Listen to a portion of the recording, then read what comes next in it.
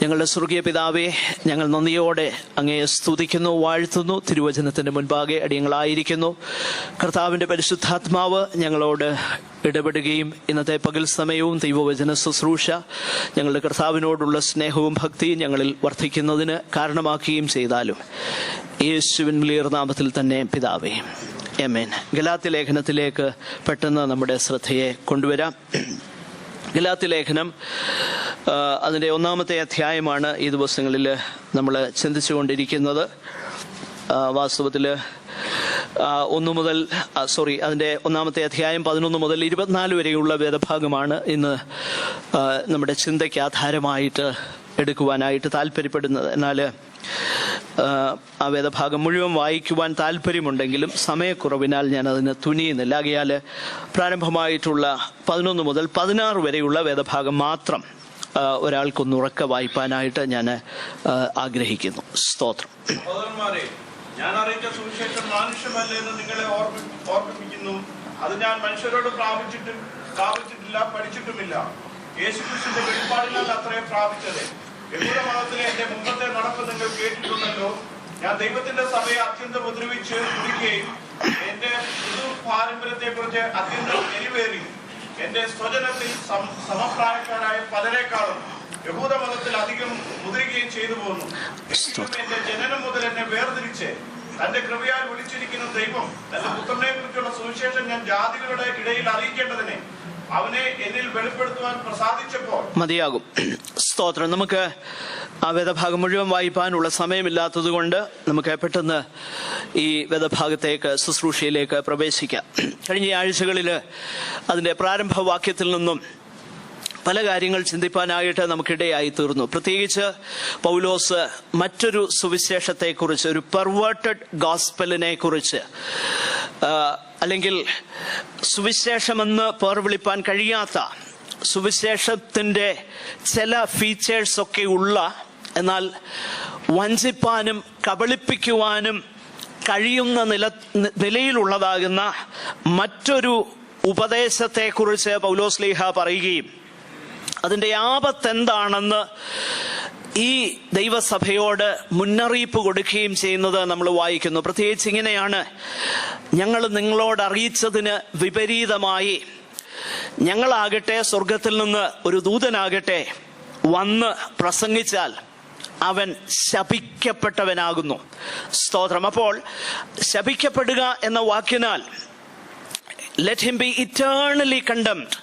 അവൻ ക്രിസ്തുവിനോട് വേർപെട്ട് നിത്യ ശിക്ഷാവിധിക്ക് യോഗ്യനാകട്ടെ എന്നുള്ളതാകുന്ന ഒരു സോളം കേഴ്സ്, ഗൗരവമുള്ള ഒരു ശാപവചനം. ആ സുവിശേഷത്തിൻ്റെ ഗൗരവത്തെ, പ്രാധാന്യതയെ നമ്മെ പഠിപ്പിക്കാനായിട്ട് പൗലോസ് അവിടെ ഉപയോഗിക്കുന്നു. അപ്പോൾ ഒരു കാര്യം വ്യക്തമാണ്: മറ്റൊരു സുവിശേഷം പ്രചരിപ്പിക്കുകയോ മറ്റൊരു സുവിശേഷം വിശ്വസിക്കുകയോ ചെയ്യുന്നവരെല്ലാം തന്നെ ശാപഗ്രസ്തരാകും എന്നുള്ളതിന് യാതൊരു സംശയവുമില്ല. അതുകൊണ്ടാണ് സംശുദ്ധമാകുന്ന സുവിശേഷം എന്തെന്ന് ദൈവജനം മനസ്സിലാക്കേണ്ടതിൻ്റെ ആവശ്യകത വളരെ പ്രാധാന്യതയോടെ നമ്മുടെ മുൻപിൽ ആയിരിക്കുന്നത്. ദൈവവചനത്തിൽ നമ്മൾ വായിക്കുന്നു, അങ്ങനെ മറ്റു പല കാര്യങ്ങൾ ചെയ്തവരോട് കർത്താവ് പറയുന്ന വാക്കുകൾ: എന്നെ വിട്ട് പോകുവിൻ. മത്തായിയുടെ സുവിശേഷം 24-ാം അധ്യായത്തിലേക്ക് വരുമ്പോൾ നമ്മൾ വായിക്കുന്നു, ശപിക്കപ്പെട്ടവരെ പിശാചിനും അവന്റെ ദൂതന്മാർക്കും ഒരുക്കിയ നിത്യാഗ്നിയിലേക്ക് പോകുവിൻ. സ്തോത്രം. അപ്പോൾ ശപിക്കപ്പെടുക എന്ന് പറഞ്ഞു കഴിഞ്ഞാൽ നിത്യശിക്ഷ അനുഭവിക്കുക എന്നാണ് അർത്ഥം. നരകത്തിലേക്ക് കൈവിടപ്പെട്ടു പോകുകയാണ് എന്നതാണ് ആ വാക്കിന്റെ അർത്ഥമെന്ന് ഞാൻ പറയുകയുണ്ടായി ദൈവവചനത്തിന്റെ അടിസ്ഥാനത്തിൽ. അപ്പോൾ സംശുദ്ധമാകുന്ന സുവിശേഷം അറിയുക, അത് വിശ്വസിക്കുക, അതിൽ നിലനിൽക്കുക, ഇത് വളരെ അത്യാവശ്യമാണ്. ഈ തുടർന്നുള്ളതാകുന്ന വേദഭാഗത്ത് ദൈവം എൻ്റെ മനസ്സിൽ പ്രകാശിപ്പിച്ചതാകുന്ന ആ ഒരു പ്രത്യേക ചിന്ത, ഈ ഭാഗത്ത് ദൈവത്തിൻ്റെ പരിശുദ്ധാത്മാവ് കഴിഞ്ഞ ആഴ്ചയിൽ ഞാൻ ആ വിഷയം ധ്യാനിക്കുകയും പഠിക്കുകയും വായിക്കുകയും ഇത് മനസ്സിൽ കൊണ്ട് നടക്കുകയും ചെയ്തപ്പോൾ ദൈവം എനിക്ക് പ്രകാശിപ്പിച്ചു തന്ന ഒരു ചിന്തയാണ് നിങ്ങളോട് പറയുവാൻ ഞാൻ ആഗ്രഹിക്കുന്നത്. അപ്പോസ്തലനാകുന്ന പൗലോസ് തുടർന്ന് ആദ്യത്തെ വാക്യത്തിൽ നമ്മൾ കണ്ടു, 1-ാം വാക്യത്തിൽ നമ്മൾ കണ്ടു, മനുഷ്യരാലല്ല, മനുഷ്യരുടെ ഇഷ്ടത്താലുമല്ല, ദൈവത്താൽ, ദൈവത്തിന്റെ ഇഷ്ടത്താൽ അപ്പോസ്തലനായിരിക്കുന്ന പൗലോസ്. അപ്പോൾ തന്റെ അപ്പോസ്തോലിക ശുശ്രൂഷ ദൈവത്തിങ്കൽ നിന്നും നേരിട്ട് തനിക്ക് ലഭിച്ചതാകുന്ന ആ അധികാരത്തിന്റെ അടിസ്ഥാനത്തിലാണെന്ന് പൗലോസ് പറയുന്നു. എന്ന് പറഞ്ഞാൽ, മറ്റു വാക്കിൽ പറഞ്ഞാൽ, I have the authority, the mandate to say what I say. ഞാൻ പറയുന്ന ഈ കാര്യം പഴയ നിയമത്തിലെ പ്രവാചകന്മാർ യഹോവ ഇപ്രകാരം അരുളി ചെയ്യുന്നു എന്ന് പറഞ്ഞതുപോലെ അതേ അധികാരത്തോടെ പറയുവാൻ എനിക്ക് ദൈവം അധികാരം തന്നിരിക്കുന്നു എന്ന് നാം മനസ്സിലാകേണ്ടതിനാണ് 1-ാമത്തെ വാക്യത്തിൽ ദൈവത്താലാണ് എൻ്റെ അപ്പോസ്തോലിക ശുശ്രൂഷയെന്ന് പൗലോസ് ഉറപ്പിച്ച് പറയുന്നത്. ഈ 11-ാമത്തെ വാക്യത്തിലേക്ക് വരുമ്പോൾ തന്റെ സന്ദേശത്തെ കുറിച്ചാണ് പറയുന്നത്. ഒന്ന്, the Messenger, he is authorized to preach and say what he said. താൻ പറഞ്ഞ കാര്യങ്ങൾ പറയുവാൻ അധികാരമുണ്ടെന്ന് പറഞ്ഞു. 2, തനിക്ക് ലഭിച്ച സന്ദേശം, ആ സന്ദേശത്തിന്റെ ഉറവിടം എന്താണെന്ന് പൗലോസ് പറയുക. അപ്പോൾ ഈ വേദഭാഗം നമ്മൾ പഠിക്കുമ്പോൾ വാസ്തവത്തിലുള്ള സുവിശേഷം എന്തെന്ന് മനസ്സിലാക്കാനുള്ള സകല തെളിവുകളും ഈ വേദഭാഗത്ത് നൽകുകയാണ്. ഞാനത് വിശദീകരിപ്പാൻ ആഗ്രഹിക്കുക. ഞാൻ പറഞ്ഞല്ലോ, എൻ്റെ ഹൃദയത്തിലേക്ക് അത് വളരെ ശക്തമായിട്ട് കടന്നു വന്നതുകൊണ്ട് ആ കാര്യം ദൈവസഭയെ അറിയിപ്പാൻ എനിക്ക് ഉത്തരവാദിത്വമുണ്ട്. 11 മുതൽ 24 വരെയുള്ള വാക്യങ്ങൾ, it looks like an autobiographical sketch. ആത്മകഥന രൂപത്തിലുള്ള ഒരു വിശദീകരണമായിട്ടാണ് അതിനെ നമുക്ക് കാണാൻ കഴിയുന്നത്. പൗലോസ് പറയുന്നു, കർത്താവ് എനിക്ക് വെളിപ്പെട്ടു, അതുപോലെ ജാതികളുടെ അപ്പോസ്തലനായിട്ട് എന്നെ വേർതിരിച്ചു, പിന്നെ യെരുശലേമിലുള്ളവർക്ക് ആർക്കും ഞാൻ പരിചയമുള്ളവനല്ലായിരുന്നു, 3 വർഷത്തോളം അരാബയിലായിരുന്നു ഞാൻ എന്ന് വേണ്ട, ഇങ്ങനെയുള്ള കാര്യങ്ങളൊക്കെ പറയുമ്പോൾ ഇതിലൂടെ വാസ്തവത്തിലുള്ള സുവിശേഷത്തിന്റെ അതിന്റെ ടെസ്റ്റ്, അതെങ്ങനെ ടെസ്റ്റ് ചെയ്ത് ശരിക്കുള്ള സന്ദേശം, ശരിക്കുള്ള സുവിശേഷം, ശരിക്കുള്ള ആലോചന, ശരിക്കുള്ള അരുളപ്പാട്, ശരിയായിട്ടുള്ള വെളിപ്പാട് ഏതെന്ന് മനസ്സിലാക്കുവാനുള്ള സകല തെളിവുകളും ഈ വേദഭാഗത്തുണ്ട്. ആ കാര്യമാണ് ഞാൻ പറയാൻ പോകുന്നത്. അതുകൊണ്ട് ഈ മാനദണ്ഡം വെച്ച് അളന്നു നോക്കിയാൽ ശരിയായിട്ടുള്ളത് ഏത്, തെറ്റേതെന്ന് ദൈവസഭയ്ക്ക് തിരിച്ചറിയാൻ കഴിയും. അതുകൊണ്ട് ദയവായി ശ്രദ്ധിക്കുക.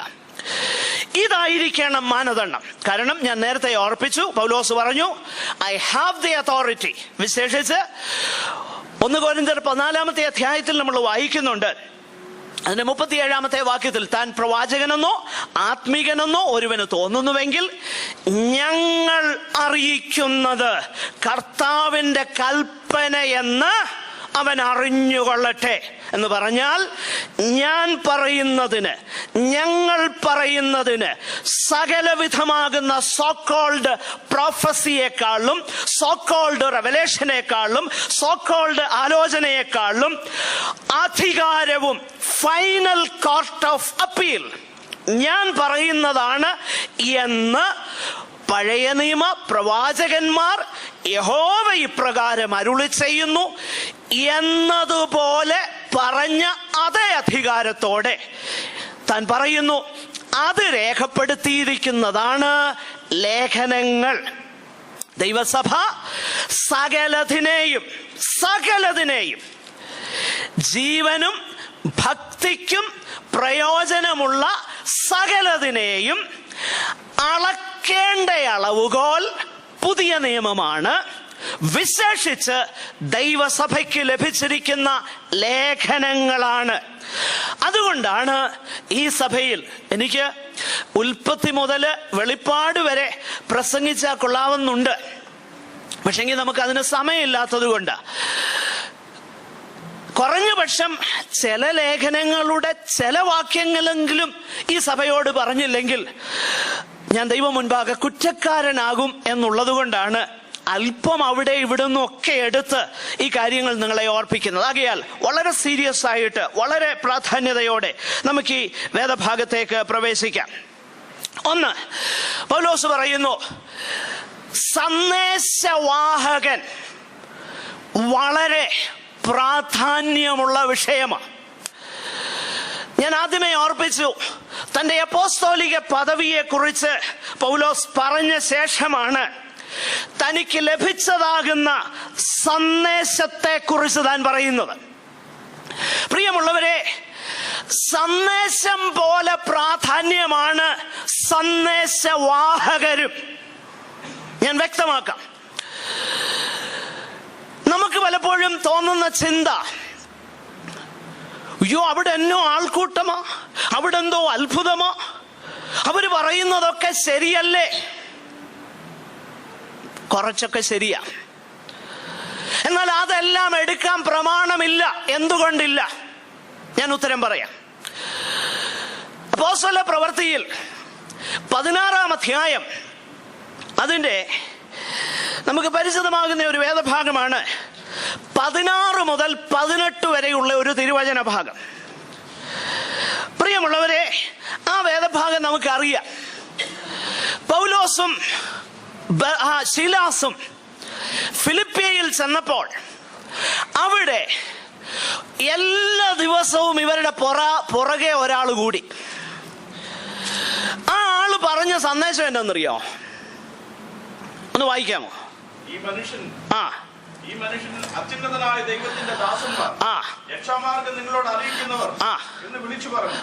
നോക്കുക, വെളിച്ചപ്പാടത്തിയായി ലക്ഷണം പറയുന്ന ഒരു പെൺകുട്ടി ഫിലിപ്പിയയിൽ വെച്ച് പൗലോസിന്റെ പുറകെ കൂടി. നമ്മൾ താഴോട്ട് വായിക്കുന്നത്, ഇവള് പല നാളിത് ചെയ്തു. ഞാൻ അതിങ്ങനെ ഇമാജിൻ ചെയ്യാറുണ്ട്. ഇന്നത്തെ പൗലോസുമാരായിരുന്നേ പറഞ്ഞേനെ, കേട്ടോടാ, ഞങ്ങൾ പറഞ്ഞിട്ട് നിങ്ങൾക്ക് വിശ്വസിക്കാൻ പ്രയാസമാണല്ലോ, തേണ്ട വെളിച്ചപ്പാടത്തി വരെ ഇത് പറയുന്നു. എന്നാൽ പൗലോസ്ലീഹ അത് അംഗീകരിച്ചില്ല. അച്ചട്ടാകുന്ന കാര്യം അവള് പറഞ്ഞേ. ആന്നോ അല്ലയോ പറ. ആന്നോ? അവര് ജീവനുള്ള ദൈവത്തിന്റെ, അത്യുന്നതനാകുന്ന ദൈവത്തിന്റെ ദാസന്മാരാ, അത് ശരിയാ. അവരറിയിക്കുന്നത് എന്തുവാ? രക്ഷാമാർഗം. അതും ശരിയല്ലേ? പിന്നെന്താ പൗലോസ് അംഗീകരിക്കാഞ്ഞത്? നമ്മൾ പലപ്പോഴും ഈ മാനദണ്ഡം ഉപയോഗിക്കുന്ന, കുറച്ചൊക്കെ ശരിയല്ലേ, പിന്നെ ഒത്തിരി ആള് കൂടുന്നില്ലേ, ഒത്തിരി അത്ഭുതം നടക്കുന്നെന്ന് പറയുന്നില്ലേ, കണ്ണ് കാണാത്തവൻ നടക്കുന്നു, കാലില്ലാത്തവൻ കേൾക്കുന്നു എന്ന് വേണ്ട ഒത്തിരി അത്ഭുതങ്ങളും നടക്കുന്നുണ്ട്. ശരിയല്ലേ? No. The message and the messenger is important for God. സന്ദേശവും സന്ദേശവാഹകനും ഇമ്പോർട്ടന്റാ. സുവിശേഷം അറിയിപ്പാൻ വെളിച്ചപ്പാടത്തിയുടെ ഒത്താശ വേണ്ട. സുവിശേഷം അറിയിപ്പാൻ വേറെ ഒന്നിന്റെയും ഒത്താശ ആവശ്യമില്ല. കാരണം സുവിശേഷം അതിൽ തന്നെ നിൽക്കുവാൻ ശക്തിയുള്ളതാ. കാരണം അത് ദൈവത്തിന്റെ സുവിശേഷമാണ്. ദൈവത്തിന്റെ സുവിശേഷം, വേറെ ആരുടെ ഒത്താശ വേണ്ട. So the messenger and the message is very important. രണ്ടും ഇമ്പോർട്ടന്റ്. മെസ്സഞ്ചറും ഇമ്പോർട്ടന്റാ, മെസ്സേജും ഇമ്പോർട്ടന്റ്. എനിക്ക് സമയമില്ല, ഞാൻ മുൻപോട്ട് പോവുക. പല കാര്യങ്ങൾ വിശദീകരിക്കാനായിട്ടുണ്ട്. പൗലോസ് പറയുന്ന ഒരു കാര്യം, മനുഷ്യരാല് അല്ല ഈ സുവിശേഷം, മനുഷ്യരിൽ നിന്ന് ഞങ്ങൾ പ്രാപിച്ചിട്ടില്ല. മനുഷ്യന്റെ ഉപദേശങ്ങൾ, മനുഷ്യന്റെ സന്ദേശങ്ങൾ, ഇതൊക്കെ വളരെ ഒരു പരിധി വരെ നല്ലതാ. എന്നാൽ ദൈവത്തിന്റെ സുവിശേഷത്തിന് മാത്രമേ ജീവനും ഭക്തിക്കും വേണ്ടതാകുന്ന സകലവും നൽകുവാൻ കഴിയുകയുള്ളൂ. ഇത് നമ്മൾ തിരിച്ചറിയണം. അതുകൊണ്ട് പൗലോസ് പറയുകയാണ്, ഒന്ന്, എന്റെ മെസ്സേജിന്റെ സോഴ്സ്, അതിൻ്റെ ഉറവിടം മാനുഷികമല്ല. അതുകൊണ്ടാണ് താഴോട്ട് പറയുന്നത്, ഞാൻ യെരുശലേമിൽ പോയില്ല, അവിടെയുള്ളതാകുന്ന അപ്പോസ്തലന്മാരെ കണ്ടില്ല, അവരെ എനിക്ക് പരിചയമില്ല.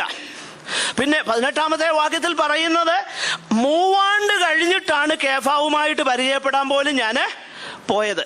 ഈ വാക്യം വായിച്ചപ്പോൾ എൻ്റെ ഹൃദയത്തിൽ വേറൊരു ചിന്ത കടന്നു വന്നു. നമ്മുടെ ചിന്തയുമായിട്ട് ചേരുന്നതല്ലെങ്കിലും വായിച്ചത് കൊണ്ട് അങ്ങ് പറഞ്ഞു പോകാം. ഒന്ന് ചിന്തിച്ചേ, പൗലോസിന് വേണമെങ്കിൽ ഒരു ഭയങ്കര സെലിബ്രിറ്റി ആകാമായിരുന്നു അല്ലേ? ഇന്ന് നമ്മളൊക്കെ ഇതുപോലെ ഒരുത്തൻ മാനസാന്തരപ്പെട്ട് കഴിഞ്ഞാൽ പിന്നെ അവനെ നമ്മൾ നശിപ്പിച്ചേ അടങ്ങത്തുള്ളൂ. ഉപദ്രവിക്കുന്ന ഒരുവൻ മാനസാന്തരപ്പെട്ടെന്ന് കഴിഞ്ഞാൽ അവന് ശിഷ്യത്വം കൊടുക്കുകയില്ല, അവന് കീഴ്പ്പെടാനും അവനറിയത്തില്ല. അവനെ ആദ്യം പിടിച്ച് സ്റ്റേജിൽ അങ്ങിരുത്തും. അവനെ നശിപ്പിച്ചേ നമ്മൾ അടങ്ങത്തുള്ളൂ. നമ്മുടെ ഇടയിലുള്ള വലിയൊരു പ്രശ്നം അത്. എന്നാൽ പൗലോസിനെ കുറിച്ച് എഴുതിയേക്കുന്നത് എന്നറിയാമോ? രക്ഷിക്കപ്പെട്ട് കഴിഞ്ഞ് ഉടനെ എങ്ങോട്ടാ പോയെന്നറിയാമോ? അരാബയിലേക്ക് പോയി. 3 വർഷങ്ങൾ അതിനെക്കുറിച്ച് കമന്റേറ്റേഴ്സ് പറയുന്നത്, അപ്പോസ്തലന്മാർക്ക്, ബാക്കിയുള്ള 11 അപ്പോസ്തലന്മാർക്ക് യേശുവിൻ്റെ ഒപ്പം ആയിരുന്നു പഠിപ്പാനുള്ളതാകുന്ന അവസരമുണ്ടായിരുന്നു. പൗലോസിന് അത് കിട്ടിയില്ല. അതിന് കോമ്പൻസേറ്റ് ചെയ്യാൻ 3 വർഷങ്ങൾ മരുഭൂമിയിൽ കർത്താവിൻ്റെ ഒപ്പം പൗലോസ് ആയിരുന്നെന്നാണ് അവർ പറയുന്നത്. അങ്ങനെയാകാനാണ് സാധ്യത. അതുകൊണ്ടാണല്ലോ പലപ്പോഴും പൗലോസ് പറയുന്നത്, ഞാൻ കർത്താവിങ്കൽ നിന്ന് പ്രാപിക്കുകയും നിങ്ങൾ കേൾപ്പിച്ചു തരികയും ചെയ്തതെന്തെന്നാൽ ജാതികളുടെ അപ്പോസ്തലനായിട്ട് എന്നെ കർത്താവ് വേർതിരിച്ചു. ഞാൻ അരാബിയിലേക്ക് പോയി. ആകട്ടെ, ഞാൻ മുൻപോട്ട് വരട്ടെ. അപ്പോൾ ഈ സുവിശേഷം താൻ ദൈവത്തിങ്കൽ നിന്ന് പ്രാപിച്ചു. ഈ സുവിശേഷത്തെ എങ്ങനെ മനസ്സിലാക്കാൻ കഴിയും? സത്യസുവിശേഷത്തെ, ഒന്ന്, മെസ്സേജ് ദൈവവചനപ്രകാരമാകണം. മെസ്സഞ്ചറും ദൈവവചനത്തിന് അനുസൃതമായിരിക്കണം.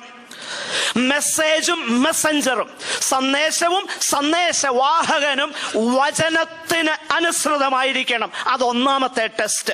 രണ്ടാമത്തെ ടെസ്റ്റ്, നമുക്ക് മുൻപോട്ട് അതിനെ നമുക്ക് വിശകലനം ചെയ്യാം. 13 മുതലുള്ളതാകുന്ന വാക്യങ്ങൾ വായിച്ചു നോക്കിക്കഴിഞ്ഞാൽ, ഒന്ന്, സത്യ സുവിശേഷം ഇറ്റ് ട്രാൻസ്ഫോംസ് പീപ്പിൾ.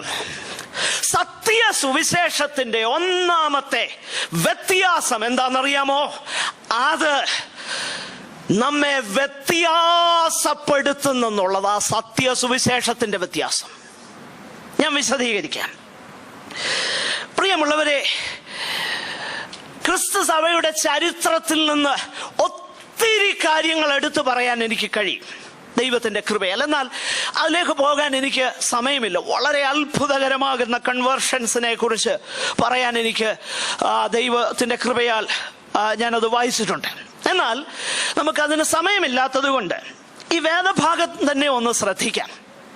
പിന്നീട് നിങ്ങളുടെ അനുഭവങ്ങൾ, അനേക വ്യക്തികളെ നമുക്കറിയാമല്ലോ, അതൊന്ന് അളന്നു നോക്കേ. ഈ സുവിശേഷം വരുത്തിയ മാറ്റം, ജീവിതങ്ങളിൽ ഉണ്ടാക്കിയ മാറ്റം. ഞാൻ ഒരിക്കൽ നിങ്ങളോട് പറഞ്ഞിട്ടുണ്ട് ഈ അനുഭവം. എങ്കിലും എനിക്ക് ഭയങ്കര ഒരു സിമ്പിൾ എന്തുവാ, വളരെ ലളിതമാകുന്ന, ഞാൻ ഫസ്റ്റ് ഹാൻഡ് അനുഭവിച്ച ഒരു വിഷയമായതുകൊണ്ട് അത് വീണ്ടും പറയാതിരിക്കാൻ എനിക്ക് കഴിയത്തില്ല. ഒരിക്കൽ ഞാൻ നിങ്ങളോട് പറഞ്ഞിട്ടുണ്ട്, ആവർത്തന വിരസതയായിരിക്കാൻ ദയവായി ക്ഷമിക്കുക. നോർത്ത് മലബാറില് മുസ്ലിംസിന്റെ ഇടയിൽ കുറച്ച് നാള് ചില ദിവസങ്ങൾ ഞങ്ങൾ ശുശ്രൂഷ ചെയ്തു. ആ സന്ദർഭത്തിൽ ഒരു ഭവനത്തിൽ കയറി ചെന്നപ്പോൾ അവർ ഞങ്ങളെ ആകെ വശം കെടുത്തി, ഒത്തിരി കാര്യങ്ങൾ ചോദിച്ചു. ഒന്നും പറഞ്ഞു കൊടുക്കാൻ അറിയത്തില്ലായിരുന്നു. അങ്ങനെ വശം കെട്ട് അവർ തന്ന കട്ടൻ കാപ്പിയൊക്കെ കുടിച്ച് തോറ്റ് ഇങ്ങനെ ഇരിക്കുമ്പോഴാണ് അവര് പറഞ്ഞ ഒരു കാര്യം. എന്നിട്ട് ആ ഭവനത്തിലെ യവനക്കാരാകുന്ന 2 പേര് അവരെ വിളിച്ചത് ഇങ്ങനെയാ, സഹോദര, ഇതൊക്കെ ഞങ്ങൾ പറഞ്ഞെങ്കിലും ഒരു കാര്യം നിങ്ങളോട് പറയാതിരിക്കാൻ ഞങ്ങൾക്ക് നിർവാഹമില്ല. നിങ്ങൾക്കറിയാമോ, ഞങ്ങളുടെ 2 പറമ്പിനപ്പുറത്ത്, ഇത് കൽപ്പറ്റയാണെന്ന് എൻ്റെ ഓർമ്മ, അതിൻ്റെ അപ്പുറത്ത് ഒരു മത്തായി എന്ന് പറയുന്ന ഒരുവനുണ്ട്.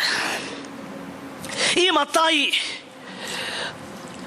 അവൻ കിട്ടുന്ന പൈസ മുഴുവൻ കൊടുത്ത് കള്ളു കുടിച്ച് നാട്ടുകാരെ അടിച്ച് ഒരു ഭീകരനായിട്ട് ജീവിച്ചവനായി മത്തായി. ആ പ്രിയപ്പെട്ടവർ പറഞ്ഞ വാക്കാ ഞാൻ നിങ്ങളോട് പറയുന്നത്. എന്നിട്ട് പറയാം, പക്ഷെങ്കിൽ ഈ കുറച്ച് നാളായി അദ്ദേഹത്തിലുണ്ടായ വ്യതിയാനം ഞങ്ങൾക്ക് മനസ്സിലാകാൻ കഴിയുന്നില്ല. തമ്പാറടിച്ച് ഉറക്കപ്പാടുന്ന ഒരു ഹോൾ ഇതിന്റെ അടുത്തുണ്ട്. അവിടെയുള്ള ഒരു IPC ചർച്ച്, അതിനെക്കുറിച്ചാണ് പറഞ്ഞത്. അവിടെയാണ് മത്തായി പോകുന്നത്. അദ്ദേഹത്തിലുണ്ടായ വ്യതിയാനം ഞങ്ങൾക്ക് ഭയങ്കര അത്ഭുതമാണ്. എൻ്റെ ഹൃദയത്തിൽ എന്തോ സന്തോഷം തോന്നിയെന്നറിയാമോ? എൻ്റെ പ്രിയരെ, ആ പ്രത്യേക സന്ദർഭം നിങ്ങളൊന്ന് ഓർക്കണം. അവിടെ ചെന്ന് അവർ ചോദിച്ച ചോദ്യങ്ങൾക്കൊന്നും ഇന്നായിരുന്നേ ദൈവകൃപയാൽ മറുപടി കൊടുക്കുവാൻ കഴിയും. എന്നാൽ അന്ന് ഇതൊന്നും അറിയത്തില്ലായിരുന്നു. അങ്ങനെ തോറ്റിരിക്കുന്ന സന്ദർഭത്തിലാണ് ദൈവം സംസാരിക്കുന്നത് പോലെ ഈ മനുഷ്യന്റെ കാര്യം അവരെടുത്ത് പറയും. എന്തോ ഒരു സന്തോഷം തോന്നിയെന്നറിയാമോ? എൻ്റെ പ്രിയരെ, സുവിശേഷം വന്നാൽ സുവിശേഷം അത് മാറ്റമുണ്ടാക്കും. പൗലോസ് എന്ന ഈ മനുഷ്യൻ സഭയെ മുടിച്ചവൻ, ജാതികൾക്ക് സുവിശേഷം ലഭിക്കാതെ വണ്ണം അതിനെ നശിപ്പിക്കുവാൻ ശ്രമിച്ച അതേ വ്യക്തിയെ തന്നെ ഞാൻ ചിലപ്പോൾ ഓർക്കാറുണ്ട്. God has a sense of humor. He has a sense of humor. എന്താ? ആരിതിനെ നശിപ്പിക്കാനായിട്ട് ശ്രമിച്ചോ ആ ആളിനെ തന്നെ എടുത്തിട്ട് പറഞ്ഞു, നീ പോയി പ്രസംഗിക്കാൻ പറഞ്ഞു. ഓ, ദൈവത്തിന്റെ കൃപ എത്ര വലുതാ! അപ്പോൾ ഒന്ന്, ഏത് ഡിറക്ഷനിൽ ഒരു വ്യക്തി യാത്ര ചെയ്തോ ആ ഡയറക്ഷനിൽ, ആ ഗതിയിൽ അവൻ നിന്നിട്ട് നേരെ തിരിച്ചു നടക്കുക ഓപ്പോസിറ്റ് ഡിറക്ഷനിലേക്ക്. എന്ന് പറഞ്ഞാൽ സമ്പൂർണമാകുന്ന ട്രാൻസ്ഫോർമേഷൻ ആണ് സത്യസുവിശേഷം വരുത്തുന്നത്. എന്റെ പ്രിയരെ, ഞാൻ പറയാം, രക്ഷിക്കപ്പെടുന്നതിന് മുൻപ് നമുക്കുണ്ടായിരുന്ന കാഴ്ചപ്പാടും രക്ഷിക്കപ്പെടുന്നതിന് മുൻപ് നമുക്കുണ്ടായിരുന്ന മനോഭാവവും രക്ഷിക്കപ്പെടുന്നതിന് മുൻപ് നമുക്കുണ്ടായിരുന്ന ആസക്തിയും, the perspective, the attitude and the appetites which we had before we met Christ, even today, if it has not changed and Jesus has been added as a useful big brother, ആ കാര്യത്തിനൊന്നും മാറ്റം വന്നില്ല. പഴയ മനോഭാവത്തിന് മാറ്റം വന്നില്ല, പഴയ കാഴ്ചപ്പാടിന് മാറ്റം വന്നില്ല, പഴയ ആസക്തികൾക്കൊന്നും മാറ്റം വന്നില്ല. പിന്നെ ഇതിന്റെ ഒപ്പം കർത്താവിനെ ചേർത്തു. ഇതിനൊക്കെ ഇപ്പം ഒരു പുതിയ മാനം വന്നു. ഞാൻ പലപ്പോഴും ഇങ്ങനെ പറയാറുണ്ട്, ദമസ്കനേസറിന്റെ മാനസാന്തരം പോലെ. ആദ്യം പറഞ്ഞു, ഈ നിർത്തിയേക്കുന്ന ബിംബത്തെ ആരേലും നമസ്കരിച്ചില്ലെങ്കിൽ അവനെ കണ്ടിക്കും, അവനെ കൊല്ലും, ഇല്ലേ? അവന്റെ വീട് കുപ്പക്കുന്നാക്കും. കുറച്ച് കഴിഞ്ഞ് ഭയങ്കര അത്ഭുതം കണ്ടു കഴിഞ്ഞോണ്ടേ പറഞ്ഞു, ഇനി ദാനിയേലിന്റെ ദൈവത്തെ അല്ലാതെ ആരേലും വിളിച്ചാൽ അവനെ കണ്ടിക്കും, അവന്റെ വീട് കുപ്പക്കുന്നാക്കും. വല്ല വ്യത്യാസവും വന്നോ? ഒരു വ്യത്യാസവും വന്നില്ല.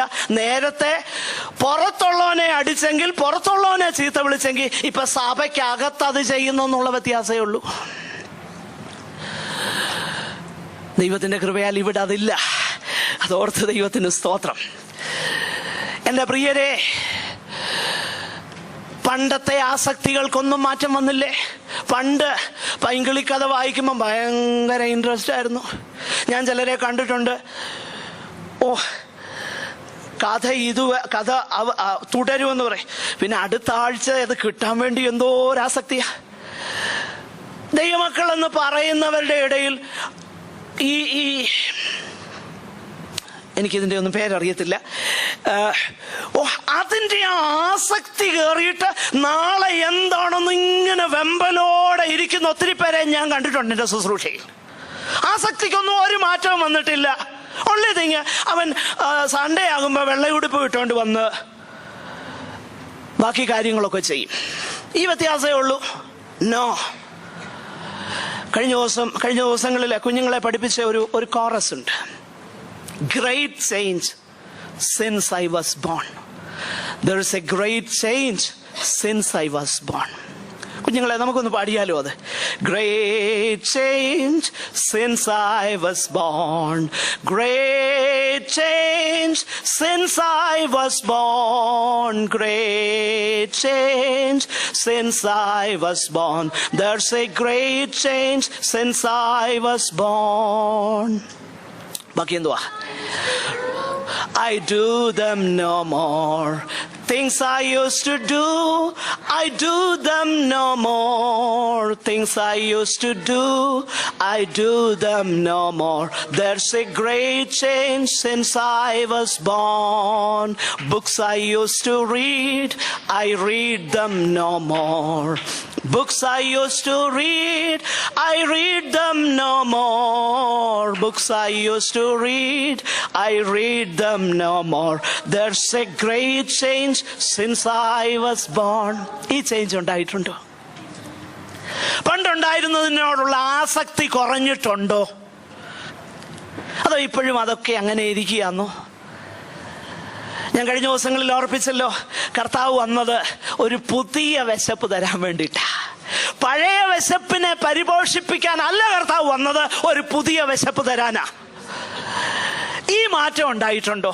ഈ മാറ്റം ഉണ്ടായിട്ടുണ്ടെങ്കിൽ അത് സത്യ സുവിശേഷത്തിന്റെ ഫലമാണ്. അല്ലെങ്കിൽ സത്യ സുവിശേഷത്തെ നാം ഏറ്റെടുത്തില്ല എന്നാണ് അതിന്റെ അർത്ഥം. നമുക്ക് താഴോട്ട് പോകാം. പ്രിയമുള്ളവരെ, പൗലോസ് പറയുന്ന ഒരു കാര്യം ഇവിടെ എനിക്ക് വളരെ സന്തോഷം തോന്നി. ദൈവത്തിന് മനസ്സലിവും അവിടുന്ന് പ്രസാദവും തോന്നിയത് കൊണ്ട് എന്നെ രക്ഷിച്ചെന്നാ പൗലോസ് പറയുന്നേ. എന്ന് പറഞ്ഞാൽ എൻ്റെ ജനനം മുതൽ, ഞാൻ ജനിക്കുന്നതിന് മുൻപ് തന്നെ കർത്താവ് എന്നെ വേർതിരിച്ചു. It pleased him. ദൈവത്തിന് പ്രസാദം തോന്നി എന്നെ വേർതിരിക്കാൻ. എന്ന് പറഞ്ഞാൽ ഞാൻ എന്തേലും ചെയ്തത് കൊണ്ടല്ല, പിന്നെയോ ഞാൻ എന്തെങ്കിലും ചെയ്യാൻ എനിക്ക് കഴിയുന്നതിന് മുൻപ് തന്നെ ദൈവത്തിന് പ്രസാദം തോന്നി ഞാൻ അവിടുത്തെ വകയാകണമെന്ന്. എൻ്റെ പ്രിയരെ, നാം ഇവിടെ ആയിരിക്കുന്നത്, നാം ദൈവമക്കളായിരിക്കുന്നത് നാം എന്തേലും ചെയ്തത് കൊണ്ടല്ല.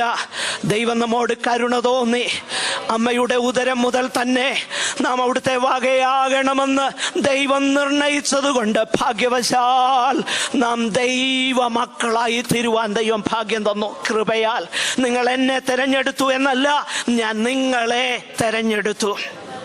പ്രിയമുള്ളവരെ, അപ്പോൾ ഇത് വളരെ ഇമ്പോർട്ടൻ്റ് ആണ്. എന്നാൽ അടുത്ത വിഷയത്തിലേക്ക് നമുക്ക് കടന്നു പോകാം.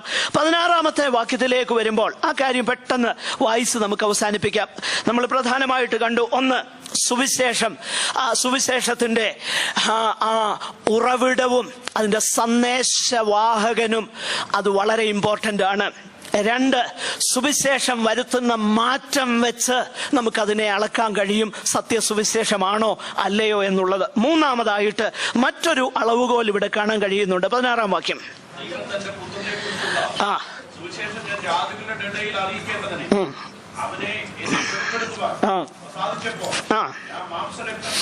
നോക്കുക, അവിടെ പൗലോസ് പറയുന്ന ഒരു കാര്യം, ഞാൻ ജാതികളോട് കർത്താവിനെ പ്രസംഗിക്കുവാനായിട്ട് ദൈവം എന്നിൽ പ്രസാദിച്ചു. അങ്ങനെ പ്രസാദിച്ചപ്പോൾ ഇവിടെ പൗലോസ് പറയുന്നത് അവനെ എന്നിൽ വെളിപ്പെടുത്തുവാൻ പ്രസാദിച്ചപ്പോൾ. 3-ാമത്തെ അളവുകോൽ നാം മനസ്സിലാക്കണം. പൗലോസ് പറയുക, എനിക്ക് കർത്താവ് പ്രത്യക്ഷപ്പെട്ടെന്നല്ല. അങ്ങനെയാണോ? ഞാൻ ഈ കഴിഞ്ഞ ദിവസം അതിനെ ഒരു സ്റ്റഡി ചെയ്തു മൂലഭാഷയിൽ. സകല ട്രാൻസ്ലേഷൻസിലും, ഇംഗ്ലീഷ് ട്രാൻസ്ലേഷൻസ് തന്നെ ഞാൻ പലതും നോക്കി, എല്ലാ ട്രാൻസ്ലേഷൻസിലും എഴുതിയേക്കുന്നത് ഇങ്ങനെയാ: when it pleased God to reveal his son in me. വേണേ പൗലോസിന് എഴുതാമായിരുന്നു, കർത്താവിന് പ്രസാദം തോന്നി തൻ്റെ പുത്രനെ എനിക്ക് വെളിപ്പെടുത്തുവാൻ പ്രസാദം തോന്നിയപ്പോൾ.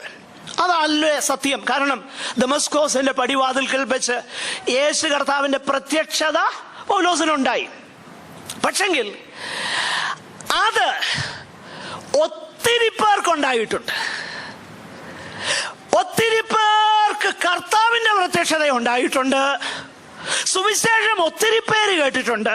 പക്ഷെ കർത്താവ് ജീവിതങ്ങളിൽ വെളിപ്പെടുന്ന ആ രണ്ടാമത്തെ സ്റ്റെപ്പിലേക്ക് വരുന്നവര് വളരെ കുറവാന്നുള്ളത് ദുഃഖകരമാകുന്ന വസ്തുത. നമുക്കറിയാം, ഒരു മനുഷ്യനെ കുറിച്ച് പഴയ നിയമത്തിൽ വായിക്കുന്നുണ്ട്. അവന് ദൈവം പ്രത്യക്ഷനായെന്ന് എഴുതിയേക്കുന്നേ, സ്വപ്നത്തിൽ, ഇല്ലേ?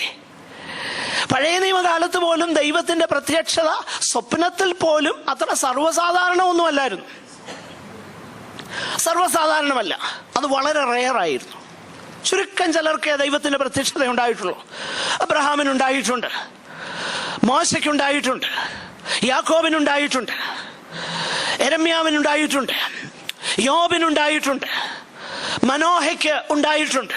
ചുരുക്കം ചിലർക്ക് ദൈവത്തിന്റെ പ്രത്യക്ഷത പഴയ നിയമകാലത്ത് പോലും ഉണ്ടായിട്ടുള്ളൂ. പല പ്രവാചകന്മാർക്കുണ്ടായിട്ടുണ്ട്. എന്നാൽ ഒരിക്കലെങ്കിലും ദൈവത്തിന്റെ പ്രത്യക്ഷതയുണ്ടായ ആരും അതേ നിലയിൽ തുടർന്നിട്ടില്ല. യോബ് പറയുന്നത്, ഞാൻ അവനെ കുറിച്ച് ഒരു കേൾവി മാത്രമേ കേട്ടിട്ടുള്ളായിരുന്നു, ഇപ്പോൾ എന്റെ കണ്ണാൽ ഞാൻ കണ്ടിരിക്കുന്നു, അതുകൊണ്ട് ഞാൻ എന്തോ ചെയ്യുന്നു, രട്ടിലും വെണ്ണിയിലും ഇരുന്ന് എന്നെ തന്നെ ഞാൻ വെറുക്കുകയാ. ഞാൻ ഓർത്ത ഞാൻ ഏതാണ്ട് മഹാനാന്ന, പക്ഷേ നിന്റെ വെളിച്ചത്തിൽ ഞാൻ പ്രകാശം കാണുന്നു. കർത്താവിനെ കണ്ടപ്പോ മനസ്സിലായി ഞാനൊന്നുമല്ലെന്ന്. യെശയ്യാവ് പറഞ്ഞു, അവർക്ക് കഷ്ടം, ഇവർക്ക് കഷ്ടം, അവർക്കയ്യോ കഷ്ടം എന്നൊക്കെ പറഞ്ഞു വന്നു. 6-ാം അധ്യായത്തിലേക്ക് വരുമ്പോൾ ദൈവത്തിന്റെ പ്രത്യക്ഷത താൻ കാണുന്നു. ഉടനെ പറയുന്നത്, അയ്യോ എനിക്ക് കഷ്ടം. ദൈവിക പ്രത്യക്ഷത ഉണ്ടായിട്ടുള്ളവർക്കൊക്കെ മാറ്റം ഉണ്ടായിട്ടുണ്ട്. എന്നാൽ പഴയ നിയമത്തിൽ ശലോമോൻ എന്ന് പറയുന്ന ഒരാളുണ്ട്. അദ്ദേഹത്തിനും ദൈവത്തിന്റെ പ്രത്യക്ഷത ഉണ്ടായി, പക്ഷെ ഒരു മാറ്റവും കാര്യമായിട്ടുണ്ടായിട്ടില്ല. പുതിയ നിയമത്തിലും അങ്ങനെ തന്നെയുണ്ട്. പ്രകാശനമൊക്കെ ലഭിച്ചു, സ്വർഗീയദാനമൊക്കെ ആസ്വദിച്ചു, പക്ഷെങ്കിൽ എന്തോ ചെയ്യുക, ഇപ്പൊ പിന്മാറ്റത്തില.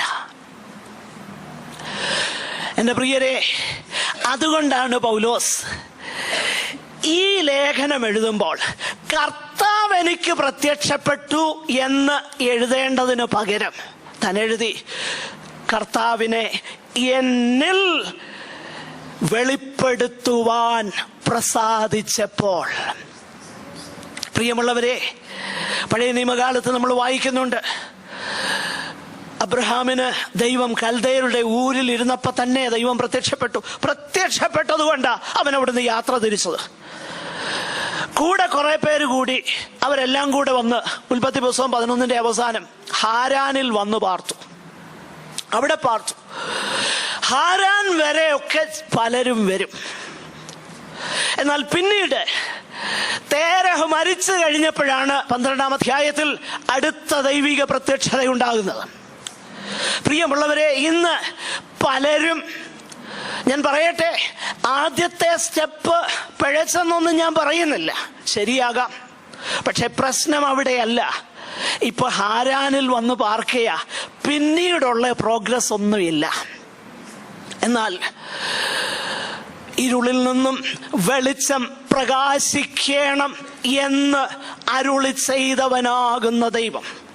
2 കൊരിന്ത്യർ 4-ാം അധ്യായം അതിന്റെ 6-ാം വാക്യം, ക്രിസ്തുവിനെ, അവിടുത്തെ മുഖത്തുള്ള തേജസ്സിനെ ഞങ്ങളിൽ, ഒന്ന് വായിക്കാമോ? ആ ആ ആ നോക്കുക, നോക്കുക, ഞങ്ങളുടെ ഹൃദയങ്ങളിൽ പ്രകാശിച്ചിരിക്കുന്നു.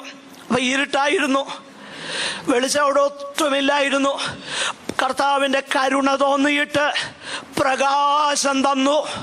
ആ പ്രകാശത്തിനോട് യെസ് എന്ന് പറഞ്ഞു കഴിഞ്ഞപ്പം പിന്നീട് സംഭവിക്കുന്നത് എന്നറിയാമോ?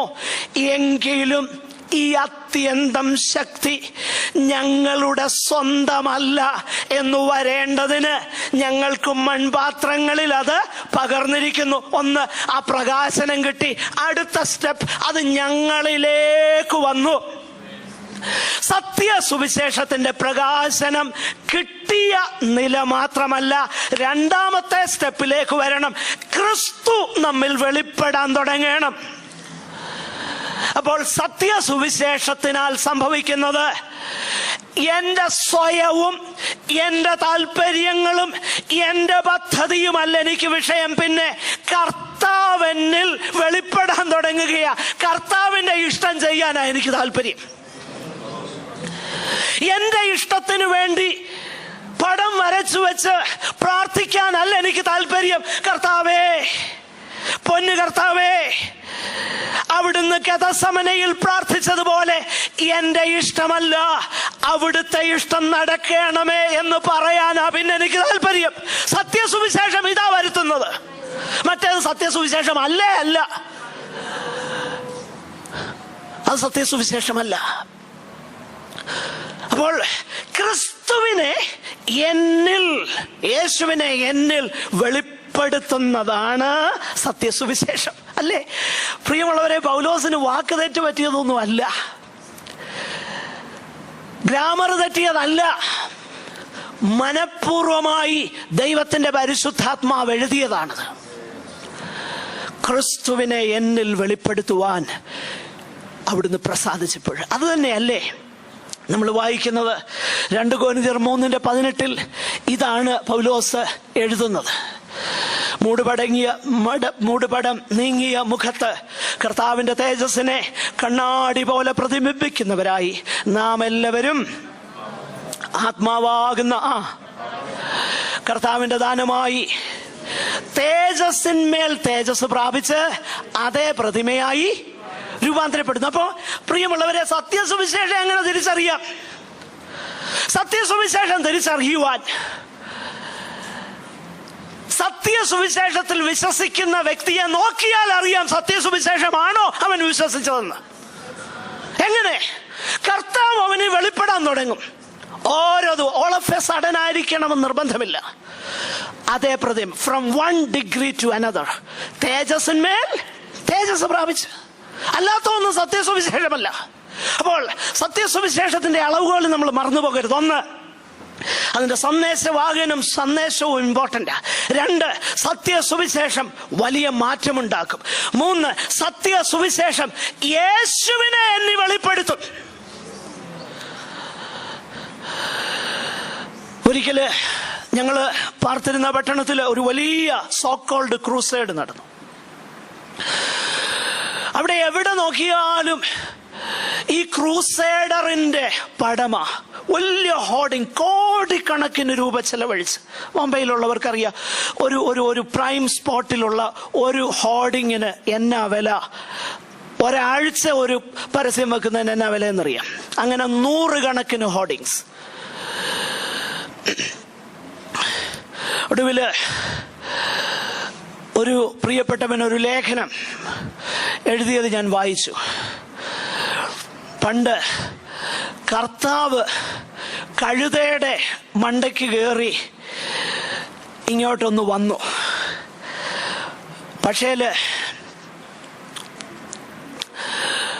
എല്ലാരും കൂടെ ഇലയുമൊക്കെ വെട്ടിയിട്ട്, അല്ലേ, ഹോശന്ന പാടി. അപ്പൊ അതിനെക്കുറിച്ച് അദ്ദേഹം ഇമാജിൻ ചെയ്ത് ഇങ്ങനെ, കുറച്ച് കഴിഞ്ഞ് കർത്താവ് ഇറങ്ങി അങ്ങ് പോയി. കുറച്ച് കഴിഞ്ഞ് ഈ കഴുത വിചാരിച്ചു, എന്റെ മഹത്വം കൊണ്ടാണ് ഇവരെല്ലാം ഹോശന്ന ഒക്കെ പറഞ്ഞെന്ന് അവന്റെ ചിന്ത. അദ്ദേഹത്തിന്റെ ഇമാജിനേഷനിൽ അദ്ദേഹം പറഞ്ഞു, ആദ്യം തുണിയൊക്കെ വിരിച്ച് അതിന്റെ മണ്ടയ്ക്കൂടെ അല്ലേ ഈ കഴുത നടന്നത്. കഴുത നോക്കിയപ്പം ഒരലക്കുകാരൻ തുണി ഉണങ്ങാനായിട്ട് വിരിച്ചിട്ടേക്കുന്നു. കഴുതയ്ക്കൊരു താല്പര്യം ഇതിന്റെ മുകളിൽ കൂടെ ഒന്ന് കയറി നടന്നാല്. കാരണം മുമ്പേ നടന്നപ്പോ എന്നെ പറ്റി, ആരും കല്ലെടുത്തെറിഞ്ഞുമില്ല, ഒന്നും ചെയ്തില്ല. അപ്പൊ ഇവന്റെ ചിന്ത, ഇവന്റെ ഗുണം കൊണ്ടാണ് ഇതെന്ന.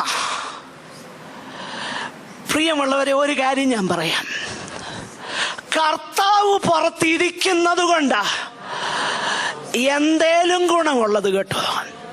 ഞാൻ നിങ്ങളോട് പറയാം, നിങ്ങൾ എന്നെ ബഹുമാനിക്കുന്നതോ സ്നേഹിക്കുന്നതോ എൻ്റെ എന്തേലും ഗുണം കൊണ്ടൊന്നുമല്ല. അങ്ങനെ ഉണ്ടെങ്കിൽ പിന്നെയോ, ഞാൻ കർത്താവിൻ്റെ ദാസനെന്ന ഒറ്റ പേരിനാലാണ് ഇന്ന് എനിക്ക് ലഭിക്കുന്ന ബഹുമാനവും സ്നേഹവും ലഭിക്കുന്നതെന്ന് എനിക്ക് നന്നായിട്ടറിയാം. പ്രിയമുള്ളവരെ, അങ്ങനെയെങ്കിൽ കർത്താവെന്നിൽ വെളിപ്പെടണം. അദ്ദേഹം ഇങ്ങനെ എഴുതി ഒടുവിൽ, ഞാൻ ഇങ്ങനെ അതിശയിക്കുന്നു, മഹത്വം കർത്താവിനാണോ കഴുതയ്ക്കാണോ? കാരണം ഈ ഹോർഡിംഗ് ഒക്കെ കണ്ടിട്ട് കഴുതയ്ക്കാ മഹത്വമെന്നാ. എൻ്റെ പ്രിയരെ, കഴുതകൾക്ക് മഹത്വം കൊടുക്കുന്ന പരിപാടിയല്ല സത്യസുവിശേഷം. കഴുതയുടെ ഹോർഡിംഗ് വെക്കുന്നതല്ല സത്യസുവിശേഷം. എൻ്റെ യേശുവിൻ്റെ നാമം ഉയർത്തപ്പെടുന്നതാ സത്യസുവിശേഷം. മനസ്സിലായോ? അപ്പൊ ഇവിടെ നമ്മൾ താഴോട്ട് വായിച്ചു നോക്കിക്കഴിഞ്ഞാൽ ഞാൻ എന്തുകൊണ്ടാണ് അത് പറയുന്നത്? അതിന്റെ 24-ാം വാക്യം കൂടെ വായിച്ച് അവസാനിപ്പിക്കാം. 24-ാം വാക്യം വായിച്ചേ.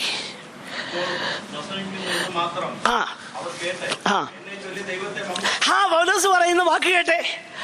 ഞാൻ വലിയ സെലിബ്രിറ്റി ആണെന്നും പറഞ്ഞ് അവരെന്നെ സ്റ്റേജെ കയറ്റി പ്രസംഗിപ്പിച്ചെന്നല്ല പറയുന്നത്. യഹൂദയിലുള്ള ദൈവസഭകള് എന്നെ കുറിച്ച് കേട്ടപ്പം അവരെന്നാ പറഞ്ഞേ? ഇതുവരെ ദൈവസഭയെ മുടിച്ചവൻ ഇപ്പം അത് തന്നെ പ്രസംഗിക്കുന്നു എന്ന് കേട്ട് എൻ്റെ പാണ്ഡിത്യവും എൻ്റെ ഗമാലിയേലിൻ്റെ കാൽക്കലിരുന്ന് പഠിച്ച ആ ജ്ഞാനത്തെ കുറിച്ച് ഓർത്ത് അവർ പുകഴ്ത്തി നല്ല പറഞ്ഞത്. പിന്നെയോ, ഇതുവരെ സഭയെ ഉപദ്രവിച്ചവൻ ഇപ്പം അത് തന്നെ പ്രസംഗിക്കുന്നത് കേട്ടപ്പം എന്നെ ചൊല്ലി ദൈവത്തെ മഹത്വപ്പെടുത്തി. പ്രിയമുള്ളവരെ, ഏതേലും ഒരു ഓണർ കിട്ടുന്നെങ്കിൽ ദൈവത്തിൻ്റെ കെയർ ഓഫിലാണെന്ന് മനസ്സിലാക്കിക്കോണം കേട്ടോ. അങ്ങനെയെങ്കിൽ സത്യസുവിശേഷത്തിൻ്റെ മാനദണ്ഡം എന്ത്? മഹത്വം മുഴുവൻ ദൈവത്തിനായിരിക്കും. സത്യസുവിശേഷം അളക്കേണ്ടത് എന്ത്? അത് ദൈവത്തെ മഹത്വപ്പെടുത്തുന്നോ അതോ പ്രസംഗകനെയാണോ ഉയർത്തുന്നത്? അതുകൊണ്ടല്ലേ എഫേസ്യ ലേഖനത്തിൽ നമ്മൾ വായിക്കുന്നത്, സകല ദൈവീക പദ്ധതിയെക്കുറിച്ചും വിവരിക്കുമ്പോൾ ആവർത്തിച്ച് കാണുന്ന ഒരു പദപ്രയോഗം. എഫേസ്യ ലേഖനം 1-ാം അധ്യായം എടുത്ത് നമുക്ക് അവസാനിപ്പിക്കാം. അതിൻ്റെ 1-ാമത്തെ അധ്യായത്തിൽ നമ്മൾ അത് ഒന്ന് ശ്രദ്ധിച്ച് വായിച്ചു നോക്കിയാൽ, നിങ്ങൾ വീട്ടിൽ പോയി ഒന്ന് ധ്യാനിക്കണം. നമ്മുടെ ഹൃദയം സന്തോഷം കൊണ്ട് നിറയും. അതിൻ്റെ 6-ാം വാക്യത്തിൽ നമ്മളിങ്ങനെ വായിക്കുന്നു. 5 മുതൽ വായിച്ചാൽ, അവനിൽ തിരഞ്ഞെടുക്കുകയും തിരുഹിതത്തിന്റെ പ്രസാദ പ്രകാരം യേശുക്രിസ്തു മുഖാന്തരം നമ്മെ ദത്തെടുക്കേണ്ടതിന് അവൻ പ്രിയനായവനിൽ നമുക്ക് സൗജന്യമായി നൽകിയ തന്റെ കൃപ മഹത്വത്തിന്റെ പുകഴ്ചയ്ക്കായി സ്നേഹത്തിൽ നമ്മെ മുൻ നിയമിച്ചത് എന്തിന്? ഒരുത്തരം പൗലോസ് പറയുന്നത് തന്റെ കൃപയുടെ മഹത്വത്തിന്റെ പുകഴ്ചയ്ക്ക്. സ്തോത്രം. എനിക്ക് വിശദീകരിപ്പാൻ നേരമില്ല. അതിന്റെ 13-ാം വാക്യത്തിലേക്ക് വരുമ്പോൾ 12-13, മുമ്പ് കൂട്ടി ക്രിസ്തുവിൽ ആശ്രയിച്ചവരായ ഞങ്ങൾ അവന്റെ മഹത്വത്തിന്റെ പുകഴ്ചയ്ക്ക് ആകേണ്ടതിന് തന്നെ. ആരുടെ മഹത്വത്തിന്? കർത്താവിന്റെ മഹത്വത്തിന്. അതിന്റെ 14-ാം വാക്യം, തന്റെ സ്വന്തം ജനത്തിന്റെ വീണ്ടെടുപ്പിന് വേണ്ടി തന്റെ മഹത്വത്തിന്റെ പുകഴ്ചയ്ക്കായിട്ട് തന്നെ. അപ്പൊ സത്യസുവിശേഷം എന്ത് ചെയ്യും? ദൈവനാമം ഉയർത്താൻ തുടങ്ങും. മനുഷ്യനെ അല്ല ഉയർത്താൻ പോകുന്നത്, ദൈവത്തെ ഉയർത്തും. സത്യസുവിശേഷം ആണെന്ന് എങ്ങനെ മനസ്സിലാക്കാൻ കഴിയും? സ്തോത്രം. ദൈവത്തിങ്കിൽ നിന്നുള്ളതാണോ എന്ന് പുസ്തകത്തിലെ വാക്യവും അധ്യായം കൊണ്ട് തെളിയിക്കാൻ കഴിയുമോ? 1-ാമത്തെ ടെസ്റ്റ് അതാ. ദൈവത്തിങ്കിൽ നിന്ന്, മനുഷ്യരാലല്ല, മനുഷ്യരിൽ നിന്നുമല്ല, ദൈവത്തിന്റെ വെളിപ്പാടിനാൽ. 2, സത്യസുവിശേഷം അതുവരെ സഭയെ മുടിച്ചവനെ അത് പ്രസംഗിക്കുന്നവനാക്കി മാറ്റി. എം.എ. ചെറിയാൻ സാർ എഴുതിയ ഒരു ഗാനമുണ്ട്, എങ്ങും പുകഴ്ത്തുവൻ സുവിശേഷം, ഹാ മംഗള ജയ ജയ സന്ദേശം. അതിനകത്ത് ഒരു വരി ഇങ്ങനെയാ, നരഭോജികളെയും അധമന്മാരെയും ഒക്കെ ഹാ ഉത്തമന്മാരാക്കുന്ന നിർമ്മലമാകുന്ന ആ സുവിശേഷം, ഹാ മംഗള ജയ ജയ സുവിശേഷം. 2, സുവിശേഷം പഴയ താല്പര്യങ്ങൾക്ക് സഹായകമായിട്ട് യേശുവിനെ കൂടെ കൂട്ടുന്ന പരിപാടിയല്ല. പഴയത് മുഴുവൻ പോയി, ഒരുവൻ ക്രിസ്തുവിലായാൽ അവൻ പുതിയ സൃഷ്ടിയായി. പഴയതിന് സഹായകരമായിട്ട് യേശുവിനെ കൂട്ടുന്ന പണിയല്ല സുവിശേഷം. It is entirely different. 3-ാമതായിട്ട് നമ്മൾ കണ്ടു, സത്യസുവിശേഷം ക്രിസ്തുവിനെ എന്നിൽ വെളിപ്പെടുത്തും. അങ്ങനെ വെളിപ്പെടുത്തുമ്പോൾ മഹത്വം മുഴുവനും കർത്താവിനാകും.